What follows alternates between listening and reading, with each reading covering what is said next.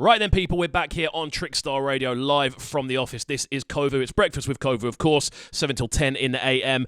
We have got a fair few people in the building, so I do want to stress this was recorded prior to the lockdown situation we're currently in. And obviously, it was my birthday on Friday, so we wanted to make sure we had some good content for you on the Monday morning. So, let us know who we've got in the building, people. Wagwan. It's your astronaut friend, Nelson Navarro. How's everyone doing? And it's your boy GiwHa. There we go. So we've got two special guests in the building today. It's the first time we've had three people on the sofa, so I'm kind of perched on the end, which is quite... We're cozy. Which is all good. That's kind of why I wanted to stress beforehand, obviously, about the lockdown situation. But obviously, GiwHa, it's the first time we've had you on the show. Yeah. And obviously, whenever we get new people on, I try to get a bit of backstory about people and understand sort of their musical history and things about that. So kind of run through your kind of musical journey, especially in regards to Brighton. Well, it's a big question. I love big questions to open up with. I like to keep. I'll keep it short. So yeah, I've been into music since I could really remember as a kid, but I started producing in 2009, and that was like 2 years after. Well, a year after I finished University of Brighton, because I graduated there, and yeah, it's just been me figuring out how to do things and working out how Reason works and all that kind of stuff. I had no MIDI keyboard or anything like that, so I've had to find myself experimenting with without all these gadgets, just trying to like put samples together and pressing the letters on my keyboard to make the sounds and stuff like that. And then I just started researching a lot more into gears and started researching, like reading magazines like Sound, and just expanding my knowledge and how to put stuff together and how to actually get this gears working together, and also to speed up my work rate, because obviously sitting on a laptop and just tweaking away. Oh, trust me, I've got the small one in the corner today. You can see I'm hunched over it. It's crazy. It's the worst thing. So, yeah. I mean, kind of with that then, obviously you've spoken a fair bit about the more sort of technical side of things, which I love. Yeah. I love to hear. But I'm quite keen to kind of get more the sort of influences as well, obviously music-wise, and kind of who were the sounds that kind of pushed you into making music yourself? Because I feel this question, whenever I ask people, different people have different answers to this in every single way. I guarantee your answers, Nelson, are going to be completely different to this. But who are the people that inspired you to go, you know what, I'm going to make music myself? The Soulquarians. Yeah. I stumbled across Jay Dilla, and I was just like, actually one of my friends played me Jay Dilla. His name is Blake Muston. And he was the first person to let me into the world of the whole jazzy kind of swingy kind of beat, because I've been listening to a lot of jazzy hip hop and all that, but I never really listened to Jay Dilla that much. So he was basically playing me a record, and he was telling me, you know what, listen to what's going on there. I was like, because he's a drummer, and he was telling, can you hear how he's just swinging that hi-hat? And I was like, oh, that's pretty interesting, I kind of think I've never heard anything like that before. You know what I mean? I was just like, what? So it was almost like the intricacy of it. Yeah, that you didn't even notice to begin with. I've never heard anything like that before. So I was just like, wow, okay, I wanna dabble into that stuff. I wanna see how to make that kind of stuff work. So yeah, that's pretty much like how I got really influenced, and then I started reading a lot more about him. Then I saw that he worked with people like Questlove, he worked with people like D'Angelo, and I started getting into their music, and that's how I knew about the Soulquarians. And I started, listening to Erykah Badu, started listening to, Common, Talib Kweli, listening to, Q-Tip. I knew all those people before then. It's just that, I wasn't really they were looking. They were on the radar, but you weren't studying them as much. I wasn't really studying them. It was Jay Dilla that made me actually start, and then I can see all the similarities with them, with each other's music. So I was just like, wow, this is very, very interesting. So that's pretty much the catalyst, Okay, I mean, so kind of with those two elements then, obviously you've got the techie side, you've got the very kind of soulful hip hop, a lot of sampling going on in the influences. How do you then obviously go from the uni position you're in, finishing up, how do you go from that to kind of getting involved in Brighton sort of scene? Because obviously there's a strong hip hop presence in Brighton. There's a strong soul presence here as well. There is, in a lot of different scales, on a professional scale, scale, on a more sort of amateur scale as well. How did you then kind of find yourself integrating into that? Well, basically, I played with a lot of musicians after I finished university. So we formed this band called Afrodelic. So the band was like, it was like a cover band. So we played the Casablancas every Wednesday. And this is how I met Blake, because Blake was the drummer of the band. And my mate Jack Loudon. I mean, Casablanca's every Wednesday is quite a big. It's quite a big show. We got that. Yeah, we got that then. We're talking about 2010, 2009, around that time. So it's just like, yeah, we were playing every Wednesday. It was really good, and we were playing covers though. We weren't really playing, what we like to play. Let's put it out. It's not like we didn't enjoy it. I mean, I was going to ask, did you find that kind of frustrating to not be able to really showcase? At that point, yeah, because I was this kind of guy that I just really just wanted to do my own thing. I could really feel that, and I just always just thought, you know what, this is something for me to get some sort of experience. I don't know what it is, but I feel like I should do this. I didn't dismiss that I shouldn't at all. But at the same time, back in my head, I've always thought there is something more than this. So, playing with musicians like Blake. Blake is an amazing drummer. Like, he plays with a band called Debt or Sleep. Check them out; they're great. Get the plugs in. They're touring in England, Japan. They were touring before, obviously, all the lockdown nonsense and all that kind of stuff. But yeah, it was amazing to just meet people like that, because he really playing with him live as well, and we just really connect in terms musically. And he was one that really challenged me a lot. And I started looking into jazzy chords, started getting my jazz game up, because he showed me that, he even showed me a guy called Robert Glasper. So as soon as he showed me Robert Glasper, I think again, they just basically just triggered something in my head. And I was like, I want to sound like that. I want to sound like that. So I just basically just started doing a lot of research. I got a book that about jazz piano voicings, and I just started, just studying. And it was really good to actually, I've come across people like that, musicians like that, and that's pretty much how I got into the scene. And with him, we went ahead to form another band called the EME, and that's when I was applying everything that I learned in my jazz piano book. I was actually applying it in that band, because we were actually writing original music. Okay, so it was amazing. I was going to say, the interesting thing about this is it's very much a case of, it feels like anyway, it's kind of learning, applying. Exactly. There's no sort of getting the information and kind of going, oh, what should I do with that? You're immediately going, okay, I'm going to do this with that. I've learned this now, so I'm going to apply it there. I'm going to apply it there. I mean, we've spoken there a fair bit about Brighton, obviously, and Casablanca's for that sort of live jazz scene as well. That was quite a legendary venue at the time. I mean, I only ever seem to end up there on Fridays, which is a bit of a different story. But I mean, with that, then obviously we've spoken a bit about getting involved in the Brighton scene. So the question I'm now really dying to ask, and I've got a funny feeling it's going to be a good story, is how you end up meeting Nelson. Oh yeah, do you remember? You know what? I don't remember. Okay, but as soon as you tell this story, I'm gonna remember. I think you will remember. So basically, right, I've been hearing, because I think. The drummer in my band, he used to be his teacher. So he used to teach at my uni. Yeah, I don't know if he taught. Did he teach you? No, I never learned. Okay, all right. He said he used to teach. Well, he used to teach at Northbrook, basically. And basically, he just we had this gig by My Oh My Records. That was Ruby Taylor that put that on. Oh, shout out Ruby Taylor. Yeah, shout out Ruby Taylor. Please. And it was at the Patterns. And so well now. So he was one of the guys that was booked for the gig as well, and my band was booked for the gig. That's it. And I saw this name, Nelson Navarro. It's like, Nelson Navarro. Okay, is he Spanish? What's going on? I was expecting some guy like this. I was like, no, well, I didn't even bother typing him in, because obviously at that point I was really busy, and I don't really like to look at artists I'm playing with. I just before I do the show, I like to just go there and see what they got to offer. So I never really researched anybody on that lineup. I just did my own thing, rehearsed with my band, and I was just like, yeah, we're doing this gig at Patterns.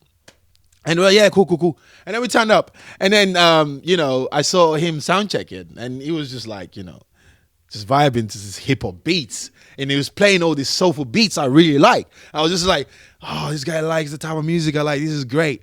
And then what really, really caught my attention was when you played that Off the Wall sample by Michael Jackson. Yeah, you remember? yeah. That was when I was just like, oh, this is interesting. He likes good music. You know, it's like I was really impressed by that because I've seen a lot of gigs in Brighton, and no offense to anybody, but it's just like I've never got that type of feeling when I heard what he was doing. I just felt like we can really vibe, like, you know, because he understands the type of music I want to make, you know, and I think we can vibe.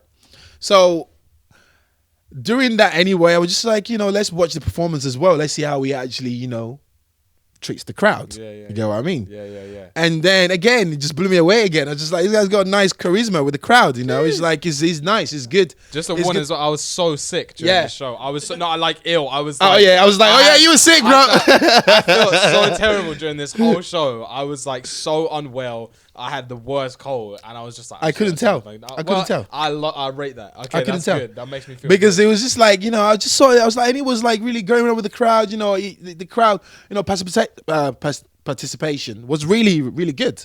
So I was just like, yeah, I like this guy. I like this guy. And since then, really, I've just kind of like had my eye on him because I put events on in Brighton through GiwHa Records now. We used to be GiwHa Music before, but we just rebranded. Shameless plug. And so yeah, I just like, it's gonna be one of the artists I've been wanting to put on some of my shows, and you know, we did shows together. Yeah, we've done some great shows. Yeah, I always hit him up. We did few big bands at the Brunswick, and we did some with at the Verdict Jazz Club. Yeah, I've just always like, he's one of the artists, and we did Soul Ace as well together at the Brunswick as well. That the Cellar Bar. Yeah. So it's just, I've just always had my mind on him as an artist, because I was like, if there's any artist I would like to work with in Brighton, it would definitely be one of them, because I really rate his talent, and you know, and yeah, that's pretty much how everything just spirals, you know, into motion, you know what I mean? Yeah. Cool. So, Nelson, we're going to have a bit of a chat with yourself now. Obviously, we've had a bit of a general catch-up. Sorry about the waffle. No, it's all good. It's all good. We're here for it. It's important context, though. So, obviously, you were on the show, I think it was back in February. I think it was. You were on with Baloo. We had a very enjoyable quiz about different meanings of rocket, and I think I caught you with the Aragula. You got me so well in that quiz. So for a bit of context, we basically asked a load of different questions about rockets in different pieces of context. So we asked who owns the brand Rocket Lollies, like who, what is our Aragula, I think it was, and it's the Rocket Leaf, like little things like this, and we went for a load of those. Never going to forget that. Yeah, it was great fun. It's a good fact check. It was a wicked game. It was a good quiz, man. I mean, obviously you're back now, and obviously this is the first time we've actually linked up post lockdown. Apart from when you came to see me to give me the t-shirt for the new merch, you know what it is, which was very good. I feel shameful I'm not wearing it today. It's alright. You've been wearing it in the past. So I'll let you off. You know? Trust me. Yeah. So kind of with that, then run me through your sort of lockdown experience then, because I know you've tried to remain as busy as you possibly can. So talk me through what you've been up to. It's been a really interesting period, man. I've actually had such a I think a really positive experience of a lockdown, because it's given me some really rare time to reflect and to just to look back on what I've been doing over the last, like couple of years. Like I graduated uni only summer of last year. And even before then, during uni, I was really going, I feel like I've been going like full steam ahead for a good few years. And even I can agree with that, definitely. I appreciate that, man. I do. And it's having like almost an enforced period of time where it's like, right at the start, I basically got made unemployed, like right at the start, kind of like last week of March when everything kicked in, as I know. You're the only one. Yeah, I know a lot of musicians found themselves, and a lot of people in other career paths. Residency straight away. There it is, man. And it's because I was DJing, live performing. We were working with the band, the Blind Mice, studio sessions.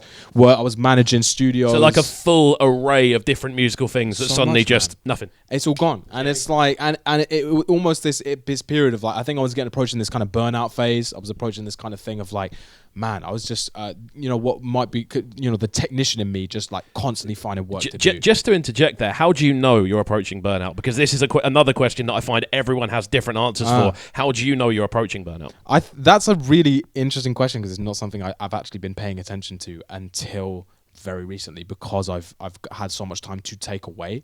And I think it's when I just kind of stop, when I kind of get to a point where no matter much work I'm doing, I never feel like I'm doing enough.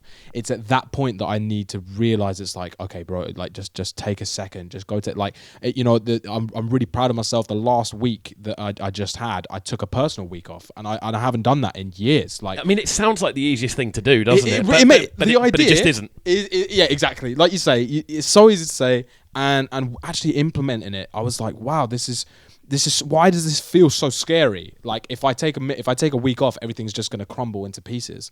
And I've realized that actually it's, you know, I need to recognize I'm going into burnout. Like you say, it is different for everyone.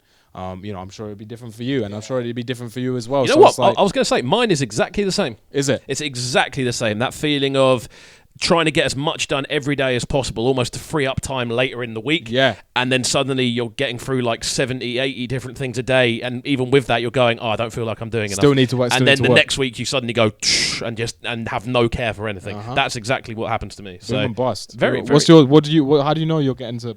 To me is when I feel like I'm forcing things. I'm forcing it to happen. So kind of similar in a way. Kind of similar. This is when I feel like, okay, I need to take a step back. Just chill. Because I feel like, you know, I think we can both agree. We can all agree that you shouldn't force creativity. So no, I agree. Yeah, you should be harnessed but not forced. Yeah, like exactly. So when I feel like you know, actually just like, for example, I'm pushing myself to make a beat, or you know, you're working on a project and it's not really wanting to finish itself. I just feel like, yeah, let's take a step back. Let's chill. Let's think about something else. No, I can agree with that, definitely. So obviously the main reason we're kind of here today is to talk about this brand new single, which I believe dropped on Saturday. It did. It dropped on Saturday. So kind of with that then, first of all, how did you kind of get into this position where you're working in that studio sense together, and this is what happens? How did you get there? This was quite an interesting one, actually, because this is a remix that basically GiwHa flipped the hell out of this original song. Like literally, I love it, man. The first time you sent it to me, I was just like, this is next. Yeah, this is so next level. So talk me through the original first. Then, how did the original come together? So the original is on a 2019 EP called Star-Lord, which is this hoodie I'm wearing right now. If you're on camera, you can see it. If you're on radio and you can only hear it, head to @IllaFuture clothing on Instagram. Them plugs in. Yeah, man, come on, mate. @IllaFuture @IllaFuture clothing on Instagram. You can see for yourself these lovely designs we've got. Yeah, very, very nice, very nice. And I can attest to them myself. Exactly, he's a happy customer. So this EP, it was like it was actually a culmination of like my degree that I was doing music production. And the song that GiwHa's remixed is one with Taff and Wild, who I was collaborating loads with, you know, at that point in I remember you being at Trickstar doing a few shows with Taff as well. Yeah, I remember him coming down a fair bit. Yeah, doing loads of stuff together. You know, me and Taff would be freestyling in my kitchen all the time, and in my student house, just and Wild as well, who's now living in Nepal. We all kind of linked up around Worthing Way, and we just collaborated on that one. I just found found a few chords, put that stuff together, and Wild and I just kind of jammed out on this beat for like a solid 30 minutes.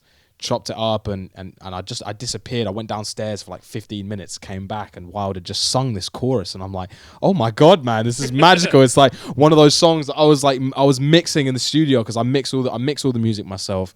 I was mixing in the studio, and it was one of those songs that I just pressed play on when it was almost coming to finishing, and I wept. Like I had some tears shed. Did they come through the glasses? They came out of the glasses.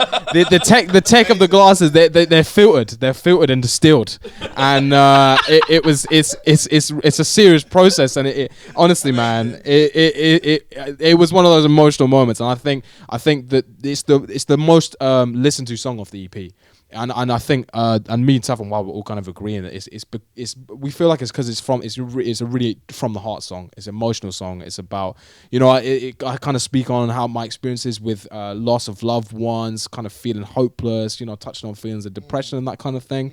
And Taff also kind of talks about, you know, his sense of self and how, you know, he might be perceived by others, and how the reality is sometimes a little bit different, and how it's going to be different or in some ways, and just like, you know, how you got to be what people present is sometimes, you know, hiding a lot of pain, you know. And I think Wild really knocked it out of the park with his chorus, and basically just when that song was done, I sent you some stems.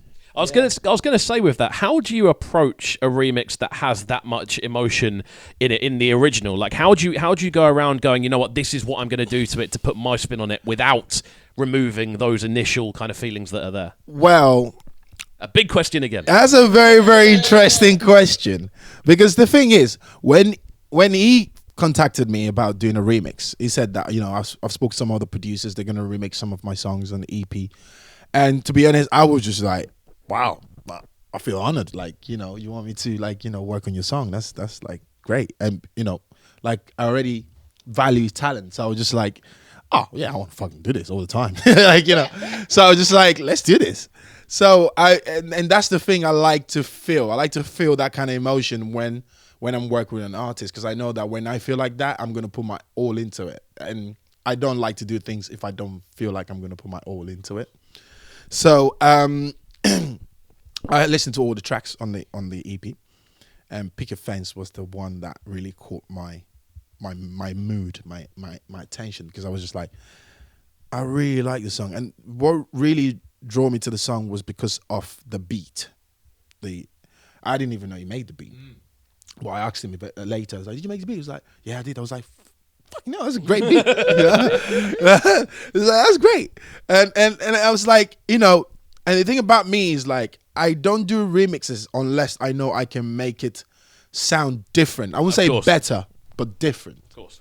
And that was the approach I was going to take. I definitely think there's an element of not being easy, but there's a lot of people kind of see remixes as almost like a half job. Yeah, exactly. People kind of go, oh, do some drums and some presets and that'll be neat. No, I don't do that because I always feel like the work is already done for you. So remix, if you think of it that way, then you're not really adding anything. You need to, like, I took myself out of the music, but I was still with the lyrics and the emotion and what he's talking about.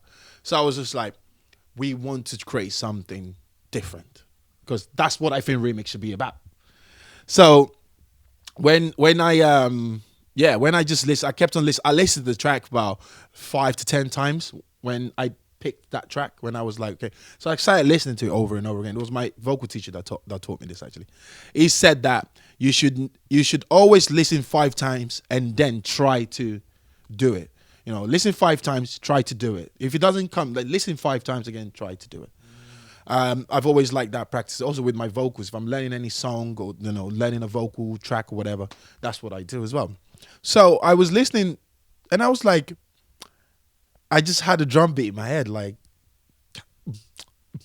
you know, I was having that. I was just like, okay, I'm feeling this beat like, in my head. And I was like, now the chords needs to make sense. And I started learning few voicings at that point as well that I was willing to just try. So the first thing was I played it along to, because he's staying with the stems after. So I played it along to just the vocal track. I just played on my keys, just the chords. And it just fit. I was just like, oh, I'm doing this. It's just like, yeah, it's going to happen. So I just built it from the drums and from the chords, and then laid the bass line and, you know, put some effects and some synths and all that kind of stuff. And then I got my boy Herbie to, you know, play some guitar in it, because he always worked with me all the time. And Herbie's an amazing guitarist. You should check him out, Herbie Cuff. He's an amazing guitarist. He's a very talented dude. And I played him the track, and it was like, yeah, I want to play guitar on this. I love this. I was like, yeah, let's do it. And then I made the body of the song at that point. And then I was listening to Taff's verse after. So I was like, this needs to switch up somewhere. Taff comes so cold. Do you get what I mean? Yeah, so it needs to switch up somewhere. And then I need to bring it back in again into the body of the actual song. And if you listen to the track, it started with an intro, then it came in with him, and then there's a switch up, and then it goes back into the original kind of beat style that I started with before. And this is how because it was like I let the vocals as well lead me in what I was doing. So I wasn't too, like, focusing on what I want to do. I was more like, let me see what this track really needs. Let me see what this vocal really needs. And I just put it. And then after I finished that, and I was now listening back to the track again, I was like, okay, this needs some kind of intro, because he had an intro. He had a little intro, that was before the beat, before he came in with the verse. And I was like, you know what? I'm gonna play something totally different from even what. So there was, if you look at if you listen to the track, it's got 3 sections of musical compositions. It's different. So you have the intro, it's different music composition. You have the body of the beat, where he's rapping, and we have that switch up in the middle, which is a different music composition, and also now back into the. So it's a proper journey. Yeah, I was like, I really thought about this. I sat down and I'm glad I asked, to be honest, because I feel there's so much stuff there. That I thought about this. There's so much stuff there that I feel may go over people's heads. Yeah, I know. I don't think people are gonna listen to that, because obviously I'm just geeking out now. Sorry. Yeah, but I'm here for it. But the thing is, I take value and time with what I do. So it's like I said, I don't like to do things if I'm gonna do it half-heartedly. So it has to be done, well. And like I said, it's not like I was thinking, let me make it better. It's more like, let me make it different, but let me still make it have an impact, on the way the track has had an impact on me. And that's it, really. Amazing, man. Yeah. Well, we've only got a couple of minutes left before we get into this tune, because we are going to get into the tune next, which should be very enjoyable indeed. Nice. Just before we do that, however, what is the next thing on the way from yourself? Very quickly. Well, I've got 2 albums I'm working on at the moment. So some of the people that listen to my stuff, I've got Lost in Beats 2 coming out. I've got Lost in Beats 1 already on Spotify. And I've got Lost in Beats 2 coming out, and I've got a vocal. So Lost in Beats is kind of like an instrumental album, because I love hip hop and I'm always going to put out instrumental albums. And I've got this another album I haven't really named yet, and I'm writing it with my full band, and we've got a studio booked after lockdown to record the album. So I'm really looking forward to it. It's going to be a vocal album. I wrote the songs, and I'm singing on there as well. So I'm really, I think this one is really gonna be a journey, and it's gonna be something that I'm really looking forward to. It's really, really exciting. Awesome, man. Well, I'm excited to hear it. Obviously, please make sure you do get them over to me, so we can run them on the show. Definitely. Nelson, what about yourself? Yeah, man. So I'm working on a lot right now. I'm aiming for. I'm releasing every month, like from now till ever, basically. Well, for the foreseeable, let's say. So I'm next. So after this one we just put out, we're going to be shouting about this for a while, and then upcoming, I've got 3 remixes of one of the songs "Try" on the EP. All of them are in a wicked styles. We've got UK G1, UK Garage. We've got L Train, who's done like a wicked kind of futury remix. Big up L Train each and every time. Wicked guy. And we've got Ben Rollo on a drum and bass roller remix, which is fire. Like, I literally, all of these remixes are amazing. So we're releasing those until kind of Christmas time. And then in January, New Year, got a new EP I'm working on. You probably know some names. We've got Tricks on there. Who else we got? We got Stephen Bamidele. Breakfast with CubCamTV. Trickstar Radio. Stephen Bamidele, my guy. He dropped some crazy vocals in the studio the other day. I got my boy Jonas from Littlehampton via Portugal. I got loads of features, and that's basically a new EP called Afrofuturist. That's going to come out, New Year. We're going to start dropping some singles, some videos. All beats produced by this guy from Canada called Wylin. Wicked artist, go check him out, WYLN. And another, I got releases planned for next year, man. 2021's gonna pop, man. I was so excited for this new year. I'm so excited.